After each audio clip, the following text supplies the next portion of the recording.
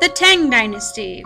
Emperor Li Yuan is the Duke of the Tang province, and he's going to be the father that starts the Tang Dynasty. His son is going to be the one that kind of makes it great. His name is Emperor Li Shimin, and he's going to reorganize the army and the militia of China. He will institute something called corvée labor, which is required time to work for the government, that the army would have this time that they help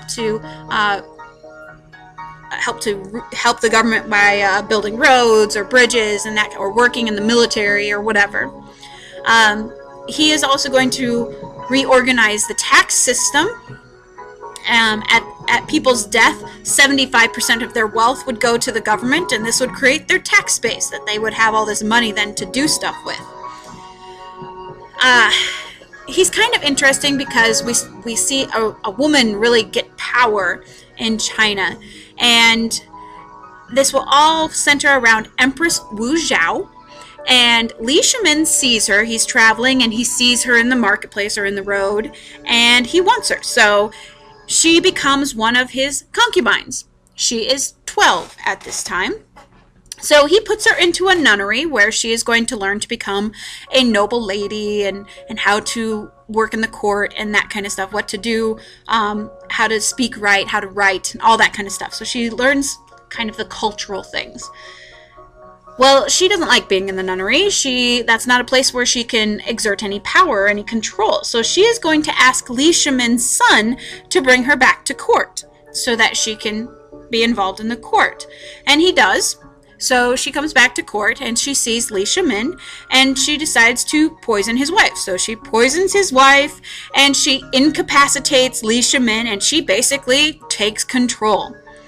Now, she is a Buddhist because she was sent to a Buddhist nunnery where she converted to Buddhism. And so she gives a lot of money to the monks, to the monasteries, to the temples of Buddhism. And it's the first time that it's the religion of the government. So Buddhism gets a real big push forward at this time. She's also going to focus on literature and the arts. She gives a lot of money to these things as well. And we see China really develop more of an international culture, that its art is going to be revered around the world. However, she doesn't live forever, and she eventually dies, and there's going to be social unrest because nobody knows who's supposed to take over now. So you have the concubines, who are very distrusted because of the power that they have over the emperors. You have the Turks, who are trying to invade China, and the emperor needs to put down the unrest. And the problem is that you have all these foreigners in China. There's a lot of bribes and corruption in the government. There's just basically all kinds of bad things going on. You have an anti-Buddhist campaign going on because of Empress Wu Zhao and her interest in Buddhism. There's a lot of neglect, there's epidemics, there's floods, there's famine. Pretty much anything that is crappy that could be happening in China, it's happening at this time. And so you get two men, Huang Chao and Zhu Wen, who are peasants, who decide to take over. And so they have this international trade with the silk industry, which is going to give them a lot of international help. And the last Tang emperor is going to ask for help from the Turks in order to regain control from these peasants who have taken over. So the Tang emperor is going to ask the Turks to come in to help out. Hopefully you can all see that this is going to create a problem later. So we get the Song dynasty. Emperor Zhao Kuan-yin is a military man, and he is going to grab power because he wants to establish an ideal, honest, uncorrupted government. He has this policy of pardons, that instead of killing his enemy, he's going to pardon them as long as they help him out. And he really sees himself as a patriot. He wants the Chinese to think of themselves as Chinese, not as the Song family or the Tang family or the Sui family, that you are all Chinese and we all need to work together. He will have an advisor, Chief Advisor Wang Anshi, who is an educated Confucian scholar. He's going to make the wealthy very angry because he wants to help the poor. And what he does is, because of the famine that's going on, or that had been going on, he's going to establish state granaries where everyone would put aside a part of their crop in case of a famine later. So that way you could help with hunger issues and all that kind of starvation. He also wants to give out loans with low interest rates and pay the peasants for the work they do. No more corvée labor, no more forced labor by the government. He also wanted an income tax based on wealth, so obviously the wealthy are not going to like that. And he wants to encourage international trade. However, when the emperor dies, when Emperor Zhao Guangyin dies, all of the policies that Chief Advisor Wang Anshi had wanted are reversed. There's an anti-foreign attitude among the Chinese, very, very prevalent. They don't like foreigners. And Neo-Confucianism is going to come about, which is going to combine Confucianism with Taoism and elements of Buddhism. They want to regain their strength philosophically so that they are not subject to international influence. So with Confucianism, you get the relationship structure of loyalty and obedience and that kind of stuff. With Taoism, though, you get more acceptance and balance and less resistance so that everybody will accept these ideas. And with Buddhism, you get the afterlife, or that sense of what happens to you after death. So Neo-Confucianism is a combination of all those three elements. However, by the end of the Tang Dynasty, we get corruption, and of course, mandate of heaven, somebody comes in to take over. So we get the collapse of the Tang Dynasty. And what we have happened is China had made themselves so weak that they were suspect to being invaded. And so we get the Yuan Dynasty. China is going to fall to the Mongols. Mongols from Mongolia. It's not the first time we've heard of the Mongols. They've invaded dang near every other culture that we've talked about. They are like the emperors of the world kind of thing. They just go in and take what they want. Now the Mongols, the reason they're able to do this is because they're nomads. Remember, no cities, they're used to fighting, they're strong, they develop war tactics, and they fight on horseback. And so Genghis Khan and Ogadai Khan are going to attack China. But it will be Kublai Khan who's the most important because he establishes the dynasty, the Yuan dynasty. And he was used to living a hard life and surviving, and he comes in and he takes over China. Now it's kind of interesting that they're able to control China because the population of the Mongols was about 1 million. The Chinese was 60 million. So that shows you what a healthy respect they had for the military of the Mongols.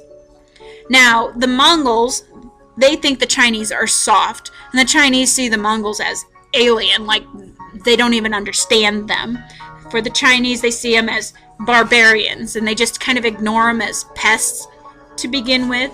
And then the Mongols start to exert their control. The Chinese were very unwilling to adjust, and that's the reason they have this downfall. They don't learn. But the Mongols learn from the Chinese. They begin to have their own capital city. In fact, they move the capital city. The Mongols have a hard time adjusting to Chinese civilization because they just don't respect it at all. And so they take over the city of Beijing, which is the capital, but they make their own capital city in the Gobi Desert because that's what's familiar to them. So they move it all the way out there because that's something that they understand. And they begin to expand China. They take over Korea. They take over Vietnam, which is kind of a thumb in the nose to the Chinese because remember the Chinese had lost to the Koreans earlier. And here the Mongols come in and they completely wipe them out. They set up an administrative system where the military are the elite, which is very different from the Confucian style, which was the educated are the elite. And so most of the Chinese people are not militarily educated, so they end up basically being treated like slaves by the Mongols. Now, language was a problem because they don't speak the same language. The Mongols don't have a writing system, and so they adopt the Chinese way of writing. Confucianism, the Mongols like the structure. They can understand this whole loyalty and obedience thing, but they don't really like the philosophy that education's important. That's not really their thing. The problem is that the military doesn't play a role in Chinese society. So the Mongols are going to replace the scholars at the top with the military. They will import in administrators. They don't trust the Chinese to be administrators of government, and so they bring in Muslims. They bring in other Asians like Japanese or Koreans or Vietnamese, and the Chinese are just insulted by this because They see themselves as being superior. Now, the hierarchy of society, if you remember on the Confucius said at the top were the scholars, followed by the farmers, then the artisans and the merchants. And the Mongols are going to change that. Well, no, we've got at the top the military, followed by any other foreigner, anybody who's not Chinese. We like them better than the Chinese. So the Muslims, like, they'll trust them because they're not going to be sympathetic to the Chinese. They're separated because of their nationality and because of their religion. And so they felt this was a good thing. So they trust the foreigners. Then they trust the northern Chinese because they have more similarities with the Mongols. And the southern Chinese, they absolutely hate. They treat them very harshly. They're the soft, cushy ones who were defeated. They don't know what a harsh life is like. So how can you respect them, sort of thing.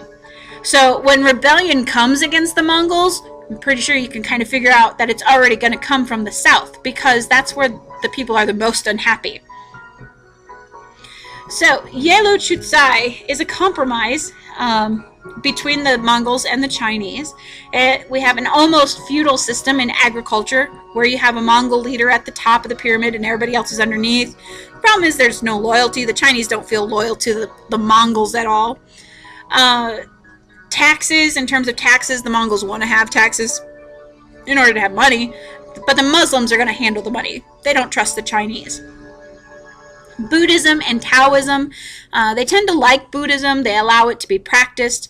They tolerate Taoism to a point, and Taoism is really the only pure Chinese religion, and so they don't want to see it spreading too much. They don't want that idea of nationalism maybe to spread, so they kind of limit the amount of things that Taoism can do. Buddhism, they really don't care about. They're like, sure, whatever. Economics, unfortunately, well, or fortunately or fortunately, this is a good time in Chinese history. They are doing really good. It's not good for the Chinese people, but it's good for their trade. It's good for the Mongols. It's good for China as a whole to be involved in trade with the rest of the world and internationally involved, but it's just not really good for the Chinese people.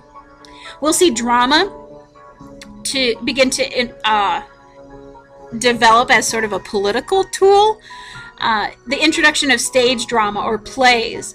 A lot of the plays, and they would have traveling troops that would travel throughout China, and a lot of the plays are about the oppression and about starting a rebellion and getting rid of the Mongols. But they don't really come out and say it like that. It's more couched in folk tales and story and that kind of stuff. But we start to see it being used as a political tool. Towards the end of the Yuan dynasty, the Mongol emperors become very weak. The last 8 Mongol emperors are very weak. There's lots of turnover, and the peasants are very unhappy. There's a lot of peasant unrest, and so they begin to arm themselves. And so eventually they're able to throw the Mongols out. And in response to the Yuan dynasty, the next dynasty is going to be very, very Chinese, as opposed to, they just want to erase everything that could have been Mongolish or could have been influenced by the Mongols. So they're going to return to their very, very Chinese roots in the next dynasty, in the Ming dynasty.